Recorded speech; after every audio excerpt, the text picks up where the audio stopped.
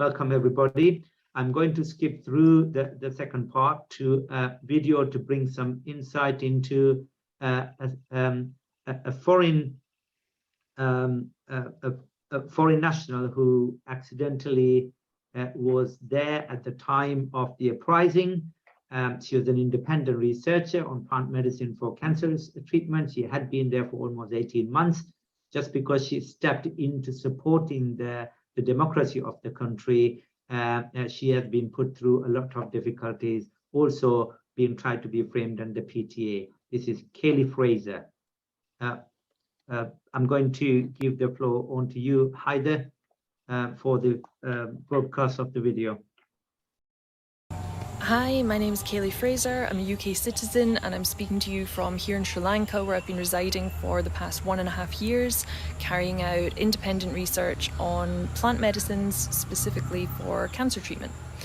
In April this year, I attended the protest site at Golface Green in Colombo. I spoke openly and factually about what I witnessed at the site and about the impressively peaceful nature of the protesters. I was warned many times by civilians about my own personal safety at the protest site. Countless people, especially the older population, warned of how this government had treated people who spoke out against it in the past, specifically about family and friends who were put into unmarked vans and never seen again. There was a high level of collective fear. Many people were begging me to make sure my photos got to the international community to show what was happening here, as they feared that the government would suppress this protest. Over the coming months, I shared as much content as I could on social media to help protect the rights and the freedoms of the people. Key events that I reported on included the repeated use of the state of emergency to prevent gatherings, the brutal May the 9th attacks on the protest site by thugs who attended a rally at then PM Mahinda Rajapaksa's residence. Hundreds of men with metal batons stormed towards unarmed men, women and children at the protest site, and countless were injured. Tents were burned, people were badly beaten as the police stood by and watched. I watched people begging police officer to intervene and to help them, to which I saw a senior officer actually laugh in the face of a person who was asking for help. There was an absolute violation of both constitutional and human rights that day. I then raised my voice about the repeated use of chemical weapons against protesters. In some cases, there were less than 100 protesters peacefully in attendance when tear gas was repeatedly released upon them. I informed the public that tear gas is actually illegal to use against soldiers in war, and about the harmful and ongoing after effects resulting from its use. I also shared evidence of canisters used against the people that were dated from 2004, which are clearly expired, given that other canisters showed a 5-year expiration date. On June 13th, one 26-year-old Sri Lankan youth died of respiratory failure after inhaling such gas. On July 20th, as Ranil was voted in as president, open-sided military helicopters began circling the protest site, flying dangerously low in between buildings. I watched as machine guns were pointed at unarmed civilians, instilling mass fear and panic into everybody there. The following night, the military were instructed to move in on the protest site, beating people who included disabled ex-servicemen, journalists and even bystanders. Some key protesters were identified and taken away to the railway line, where they reported being subjected to degrading and inhumane treatment, such as being forced to walk on their knees. No one was allowed to enter or leave the protest site during the next 7 hours. Medical treatment was denied to those who needed it, all in further violation of human rights. On August 1st, I personally received a call from the agent who arranged my visa, anxiously telling me to leave the country, saying that senior government officials and intelligence agencies were inquiring about me and that I needed to leave immediately. The following morning, 6 officers claiming to be from immigration surrounded me outside my house and demanded my passport, threatening to put me in handcuffs if I didn't comply with them. They forced their way onto my property and they attempted to force their way into my house, which was highly alarming.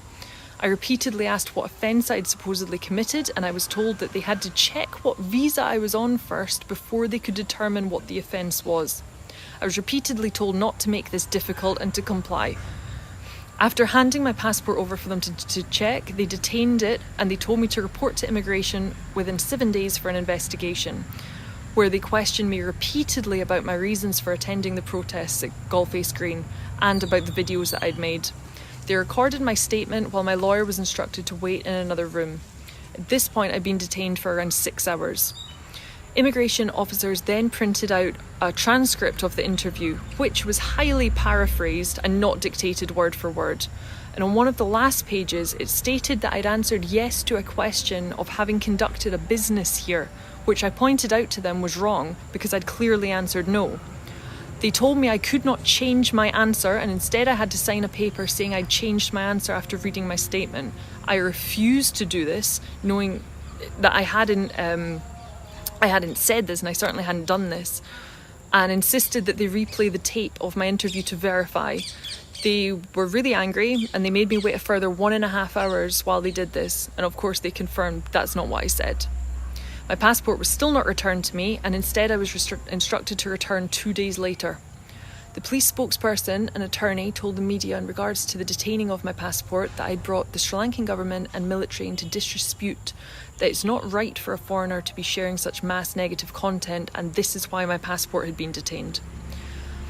I returned to immigration 2 days later to be handed a letter with no investigation, no questioning, just handed a letter to say, "We regret to inform you that your visa's been cancelled. You're advised to leave the country on or before August 15th, which was essentially in 4 days' time, giving only 1 working day. Human rights defender and lawyer Nagananda petitioned the Court of Appeal on my behalf about immigration's decision. However, in court, immigration claimed the cancelling of my visa had nothing to do with the protest coverage, and instead brought up 2 separate and false allegations against me, which my lawyer had no prior knowledge of, resulting in the judge dismissing the case. We are currently awaiting the result of a fundamental rights case and further appeal to the Supreme Court in regards to this matter. I raised my voice here in support of the Sri Lankan people, and I've been persecuted for it. There is no freedom of expression or speech here in Sri Lanka. Estimates are already at over 2,500 people arrested to date for attending the protests, and warrants were put out for the arrest of very prominent and vocal protesters, such as the peaceful Father Jiwantha, Buddhist monks, and even lawyers and teachers are being arrested. When these arbitrary arrests began, many were told the charges would be dropped if the people agreed not to return to the protest site. This is what's happening in Sri Lanka. This is not what the mainstream media is reporting, but this is what is happening in reality. To date. Right, so that is a video we thought is very, very relevant to an eyewitness from the ground. And obviously there are further posts being posted after that, which happened to other foreign nationals who have been on site during the People's Revolution, and how the mishandling of the forces took place. It is the responsibility of the government to hold up to the law and the democracy and allow peaceful assembly as well as expression of their opinions.